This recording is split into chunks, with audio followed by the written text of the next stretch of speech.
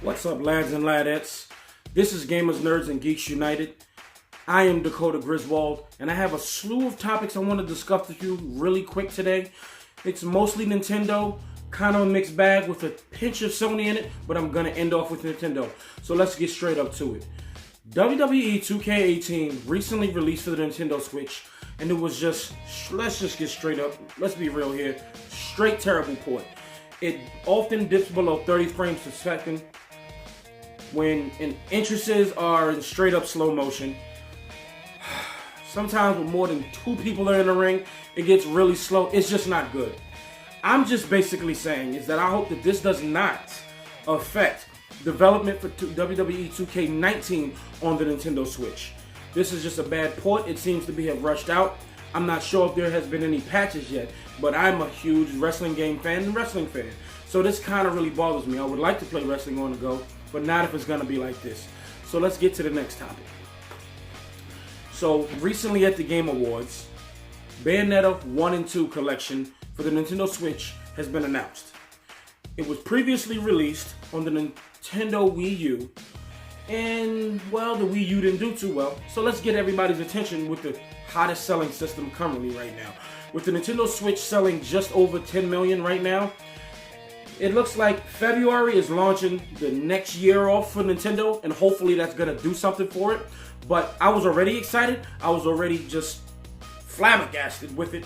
And, you know, months ago I was saying to a couple of friends of mine saying that I really hope that Bayonetta 1 and 2 gets ported over to the Nintendo Switch and Pokemon Tournament Deluxe, And Pokemon Tournament Deluxe happened. Pokken Tournament Deluxe, I should say. And then we have Bayonetta 1 and 2. So this is all working out for me. But then Reggie Fils-Aimé, he's on stage and he says, "Did you think I came here to announce just those 2 games?" And then he plays a trailer for Bayonetta 3, and it really, really excited me. If you follow me on Instagram, you really could see my excitement. I was ecstatic. I was screaming. I was shaking my phone. It was crazy. Bayonetta is one of my favorite franchises. I even watched the anime movie. Wasn't that good. I'm just going to say that right now. Sorry. But I absolutely love the franchise, which is why I watched that terrible movie. I actually own it. But it's Bayonetta. Why not?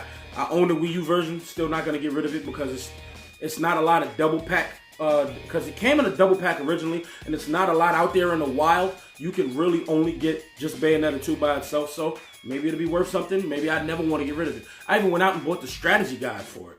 But I am very excited for Bayonetta Collection and then Bayonetta 3.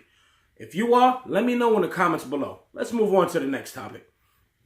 So here's that PlayStation topic that I wanted to mention to you guys. About a week and a half ago, I believe I saw an article on Kotaku stating that God of War was said to be 25 to 35 hours long. And a lot of people on the internet,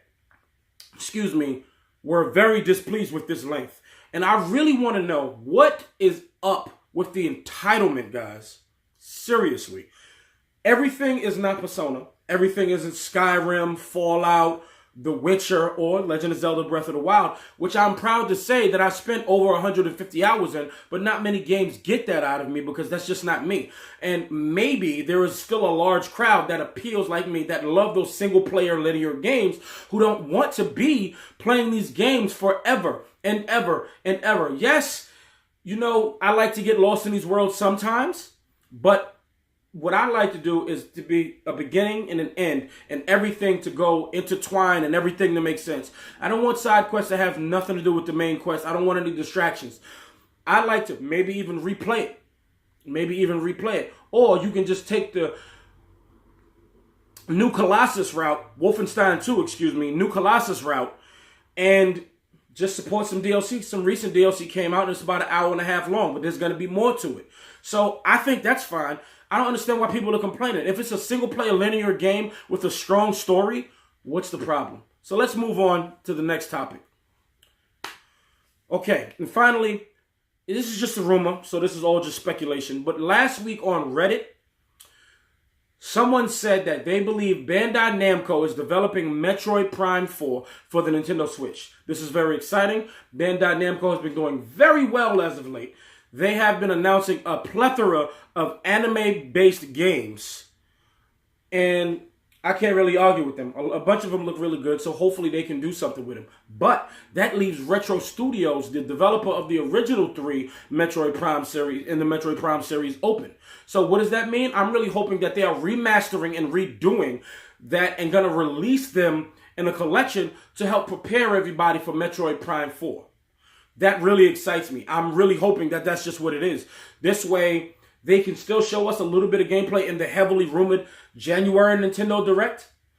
Hopefully they show a little bit of gameplay, but then at that same Direct, they let us know that maybe in the summertime or maybe a little earlier, that the Metroid Prime collection between 1 to 3, which I never really played. I have the first 2, but I never got around to it. And the third one, I just don't like motion controls. I have it on the Wii, but I have a Wii U actually, and it just didn't work for me. I just couldn't. But I'm a fan, and I really hope that it comes to the Switch and they control it, and it's just more like a first-person, base control. I just use the controllers and I'm playing it on the go. That beats motion controls any day for me, and I feel like I might not be alone. And if I'm not alone, let me know in the comment section below. And if you guys are excited for any of this news, you appreciate this news, let me know in the comments. Please like, share, subscribe, and please hit that notification bell for when I post. I don't post daily. I'm trying to post as often as I can and as far as my interests. I can't give you guys as often as content as I wish because, like I said, I'm pretty busy.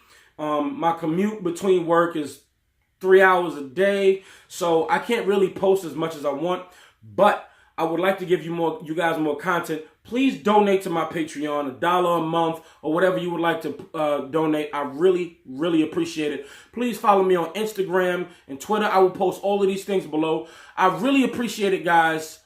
Thank you. This is Gamers, Nerds, Geeks United. And this is Dakota Griswold, and I'm out.